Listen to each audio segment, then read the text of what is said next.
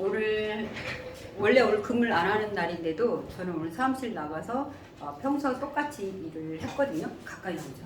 다시 할게요. 네, 바로 좋아요.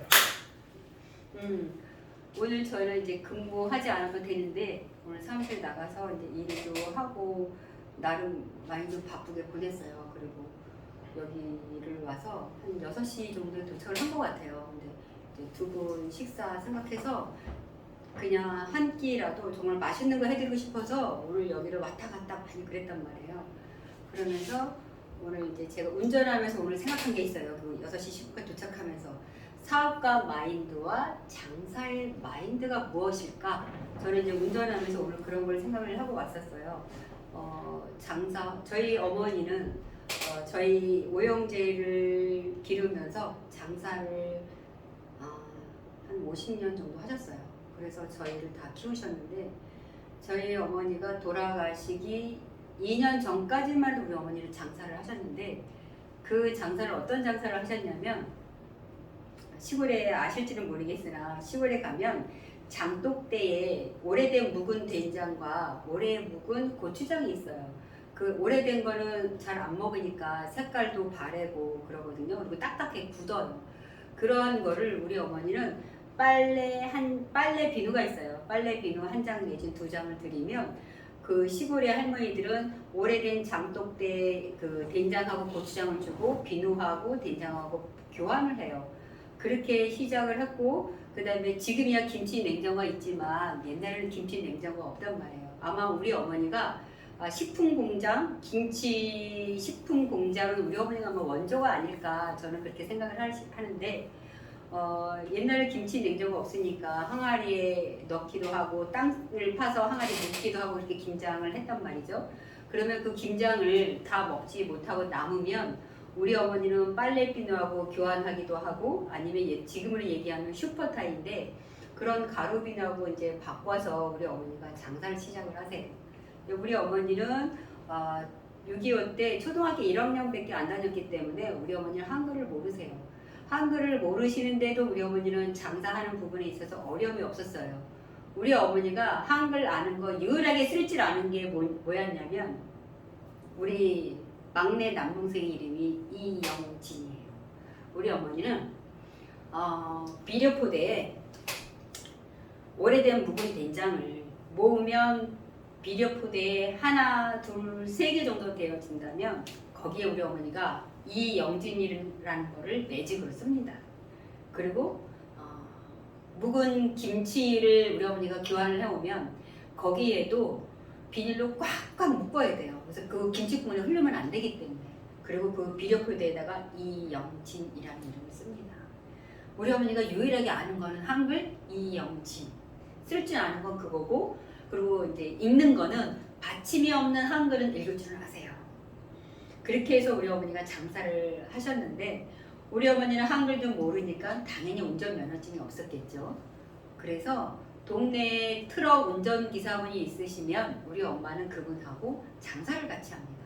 근데 저희 아버지는 농사를 하셨어요. 그러니까 우리 과수원은 아니고 남의 과수원을 임대를 해서 우리는 그 과수원도 하고 그 과수 농사가 끝나면 저희 어머니는 이제 장사를 하러 다니는 거예요. 묵은 된장을 걷기도 하고 김치를 걷기도 하고.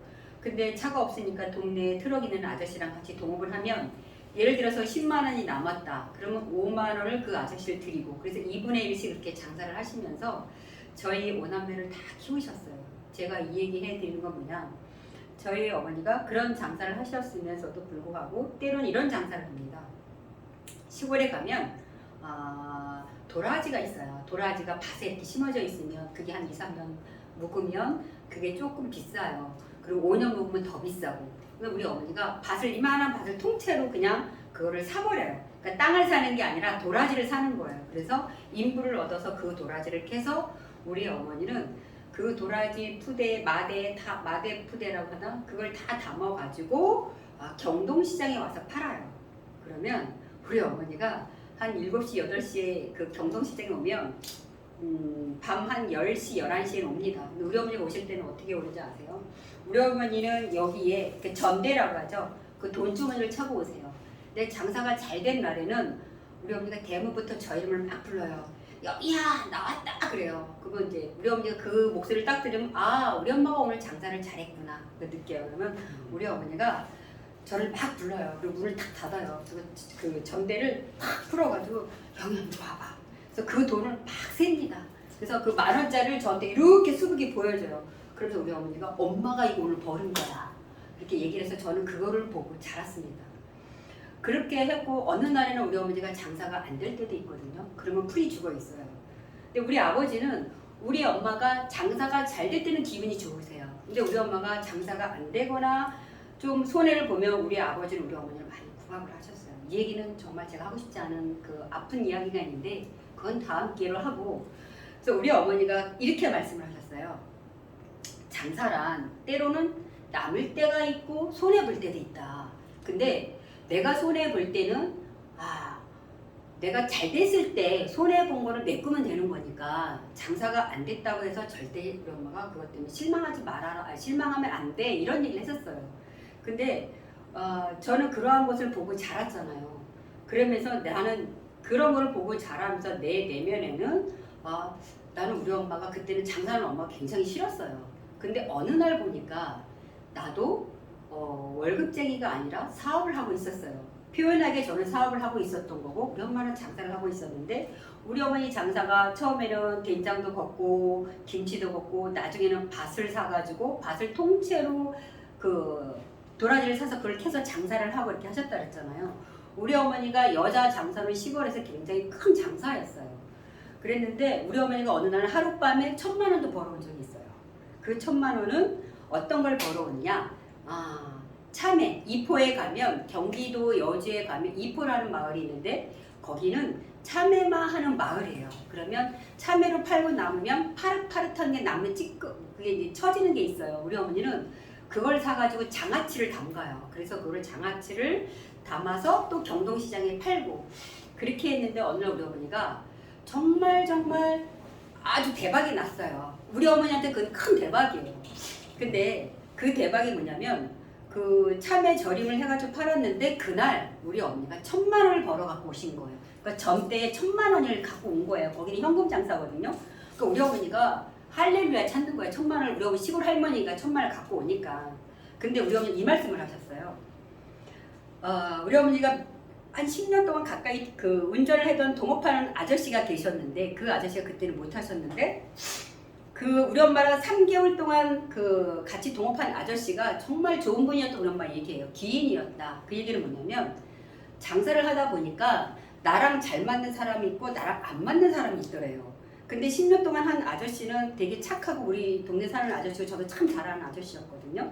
근데 우리 엄마가 그 아저씨는 다 좋은데 그렇게 많이 남지가 않는다는 거예요. 근데 그 하루에 1,000,000원 벌기엔 그 아저씨는 우리 엄마하고 장사를 하면 그렇게 일이 잘 됐대요. 근데 그 아저씨가 우리 엄마랑 3개월밖에 못했어요. 왜 그랬냐면 아저씨가 갑자기 돌아가셨어요. 그래서 우리 엄마가 그렇게 그거를 안타까워하고 되게 뭐 정말 아쉬워하시고 그러셨어요. 그래서 나를 진짜 돈을 벌어주게 한 분은 그 아저씨였는데 그 아저씨가 돌아가셔서 엄마가 너무너무 그게 좀 안타까웠다 이 말씀을 하시거든요. 그래서 우리 엄마가 이게 있어요. 동업을 하더라도 나랑 잘 맞는 사람이 있대요. 그리고 나를 돈을 벌어주는 사람이 있대요. 그래서 엄마가 그런 얘기를 저한테 해주셨거든요. 오늘 제가 이 얘기를 왜 했는지는 모르겠는데 그래서 내가 사람을 만나는 게 중요하다는 것도 있어요. 나를 돈을 벌어주게 하는 사람도 있고 나를 돈을 안 벌게 해주는 사람도 있다고 하는데 그거는 있는 것 같아요. 왜? 우리 엄마가 50년을 장사를 하셨으니까. 그리고 내가 장사의 마인드냐 사업의 마인드냐 이 생각을 해봤거든요. 우리 어머니 아까 말씀이 손해볼 때도 있고 남을 때도 있다. 그러니까 잘 남았을 때는 손해본 거를 내가 그걸 만회하면 되는 거니까. 근데 우리가 내가 사업가 마인드를 머릿속부터 뼛속까지 내 사업의 마인드가 흘러야 된다고 저는 생각을 하고 있어요. 저희가 부동산업을 하고 있지만 어떤 사람한테는 내가 중개하고 나서 수수료를 정당하게 받을 때도 있고 어떤 때는 내가 그 법정으로 정해진 수수료를 못 받을 때도 있어요. 근데 그거를 그분한테 제가 굉장히 서운해하거나 표현하지 않아요. 왜? 나는 다음 기회에 또 할 수 있기 때문에 저는 그걸 내색하지 않거든요. 그리고 그 다음에 저는 또 이런 경우도 있어요.